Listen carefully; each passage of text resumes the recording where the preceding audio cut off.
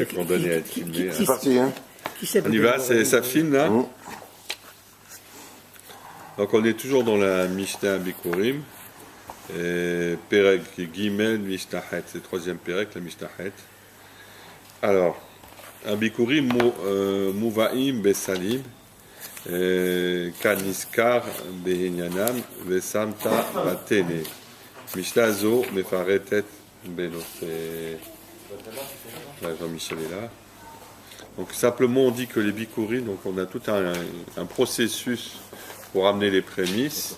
Et la dernière étape, c'est effectivement il faut les avoir dans le batélé, c'est dans un panier, un sac en fait. Hein. C'est un panier, on va dire. Et puisqu'il dit Samta batélé, tu mettras dans un panier. Donc on va vous expliquer un petit peu comment ça fonctionne. Shirim meviim bikurim bekaltot shel kesef et shel zarav. Donc on parle des gens qui sont riches, ils vont amener dans des paniers d'argent et d'or, donc enrobés d'argent et d'or, on va dire. Vehani, mais les pauvres, meviim otam besale netzarim shel harava kelufa. Donc eux, ils vont les amener dans des paniers. Donc harava, c'est le saule, avec des fleurs de saule, etc., qui l'entourent.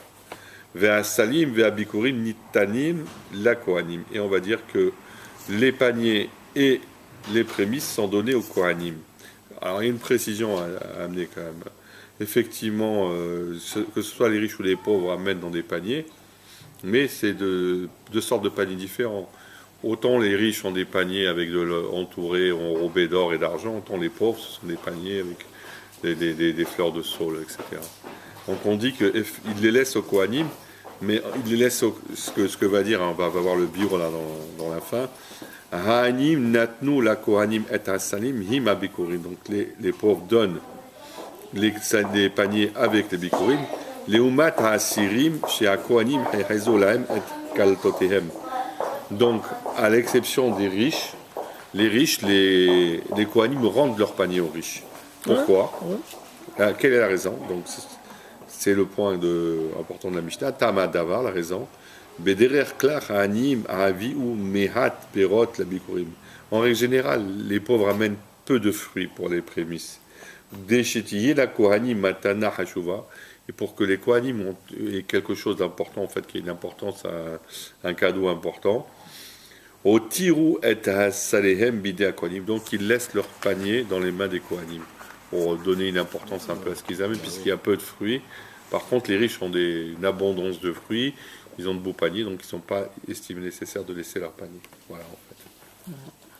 Ça, c'est la Mishnah d'aujourd'hui. L'Agmara, donc de Shemot Rabbah.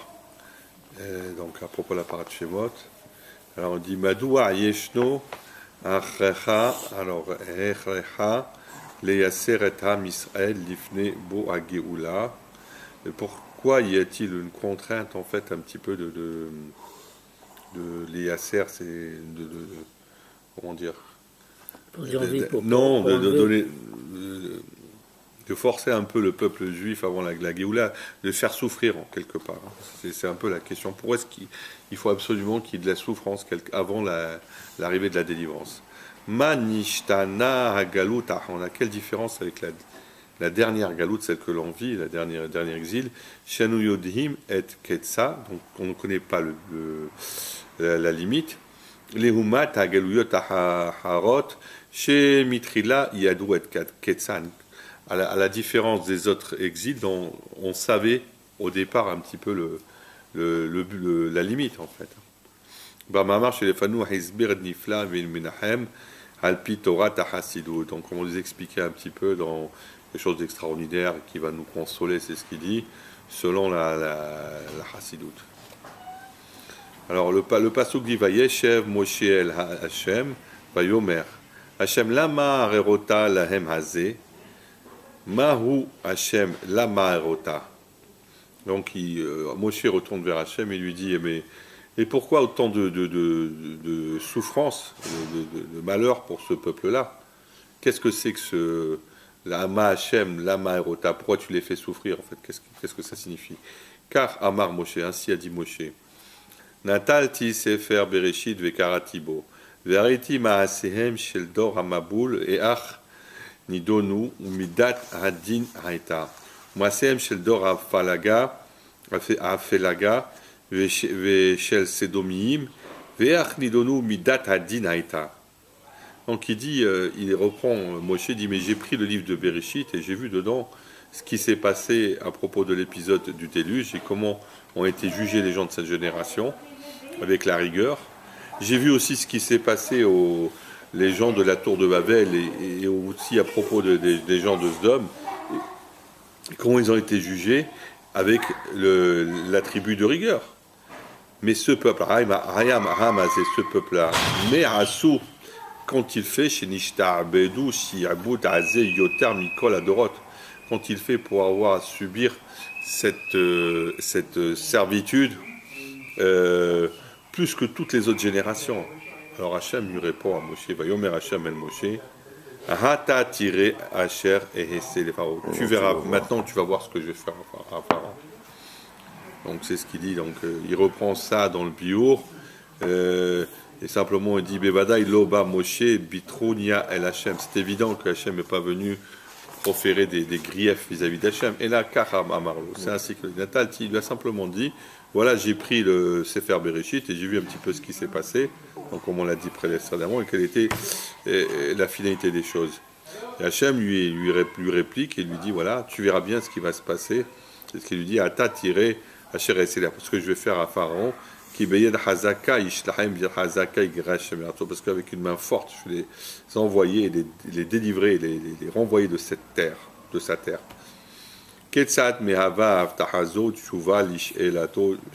Comment s'accomplit cette promesse à propos de la réponse qui a été faite à Moshe?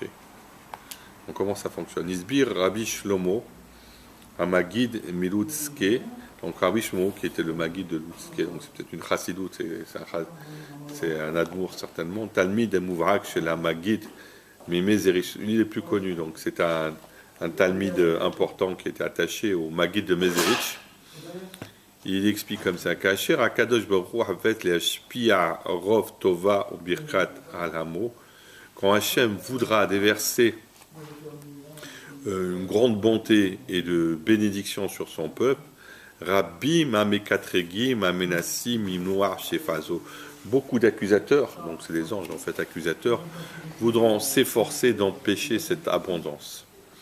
Cependant, cependant, si avant, c'est une période avant cette délivrance, il arrivera des malheurs, enfin des difficultés, des tsarot en fait, à Israël. Arem Shavim, alors Israël, Shavim Mitchouva vont revenir, vont faire Tchouva, ils vont supplier Mithaninim Mifne Hashem, ils vont supplier Hachem, Shiitit Horer Lahem Zrut Avot, qu'il fasse valoir le mérite de nos pères, Melitse Yosher Yatiru Be'adam, et tout ce qui est Melitse Yosher, tout ce qui est la justice, en fait, tout ce qui est la droiture, Yatiru Be'adam va revenir. Hach, chez Murshichet Ashaha, les Ftihaskas, que l'heure de l'ouverture, l'heure définie, en fait, pour l'ouverture d'un trésor de bonté arrivera. Kenemar, quand c'est écrit dans le Passouk, Vehet Tsarahil et Yaakov, il y a un moment de malheur pour Yaakov, où Mimena, il va de cela, il va être délivré. Moshe Rabbeinu Yada Sod Muflazo. Moshe Rabbeinu connaissait ce secret extraordinaire. Ligodel Tsarat Aham Hu Itpalel Hashem Ki Kvar. Pendant que grandissait en fait les malheurs du peuple, il prie Hachem qui gvar halfou yemesebel, que ça y est, c'est arrivé le temps où il fallait changer cette époque où il y avait un fardeau qui était lent, arukim verabim mais important, gvar et que déjà il était possible à Silam de les délivrer, ou la shpia alem et de déverser sur eux et araou lahem, ce qui leur revenait. Al-Kar et Shivo, sur cela, en fait c'est ce qu'a fait la Tfila qu'a fait Moshe, sur cela, Hachem lui a répliqué Achen, Hata tiré, maintenant tu verras, Hacher et Hessé, par ce que je vais faire à Pharaon. Zohi Asiba, c'est cela la raison.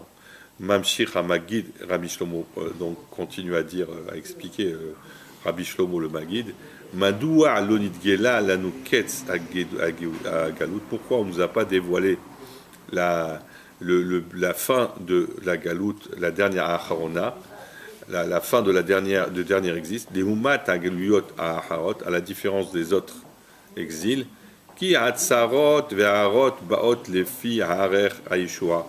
Est-ce qu'effectivement les malheurs et les difficultés vont venir selon la langue, la Harer Aishua, selon l'importance de la délivrance.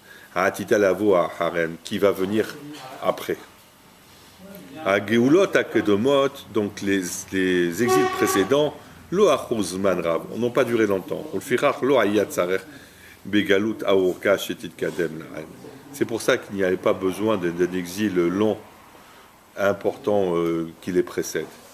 Cependant, à Geoula Harona, la dernière délivrance, à Atida Lavo qui va venir, si Dieu veut bientôt, Tihye Geulat Olamit, ce sera une délivrance, non, Olamit, mondiale. Olamim, ce sera une délivrance mondiale. Mushpa'at Betova, qui va déverser de la bonté, Belo Gvul, sans limite, les Ma'ala Mikol, Hasaga Enoshit, en dehors de toute portée humaine. Ou Firar, et c'est pourquoi, Hizoke Shetit Kadem, là, c'est pourquoi il y a un besoin que lui précède à cette délivrance, Galut Rashucha Umara, un exil qui soit long et amer. Sombre et amer. Hati Nistam Kes Aflao, jusqu'à ce que ce soit terminé avec une fin qui soit extraordinaire. Ce qu'il dit.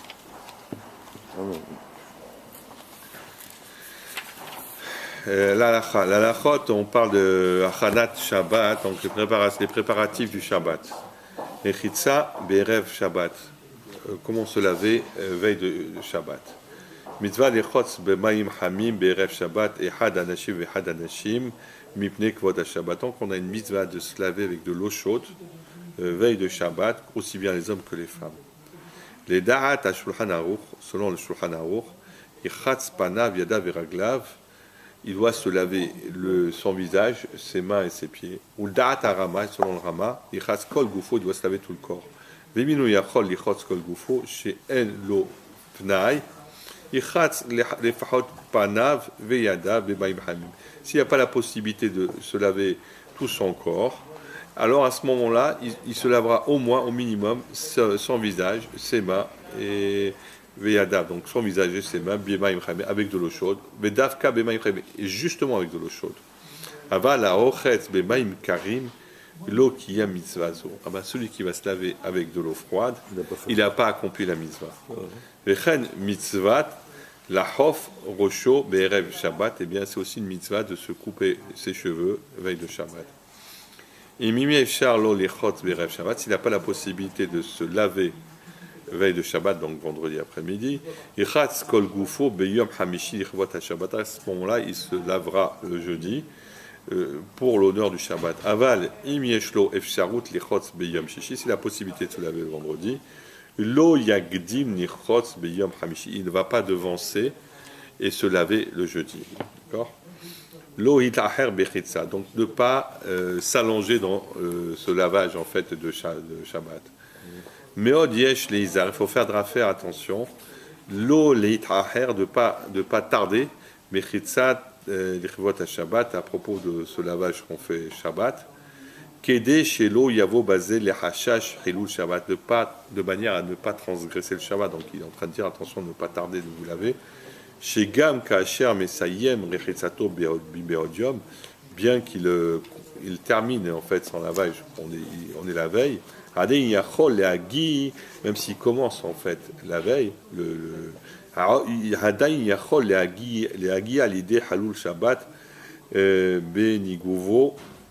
donc même s'il a terminé en fait de se laver la veille de Shabbat, il en est encore Shabbat, il pourra par contre arriver à transgresser le Shabbat quand il va s'essuyer ou se peigner, ou chez Messarek, ça a trop chaud.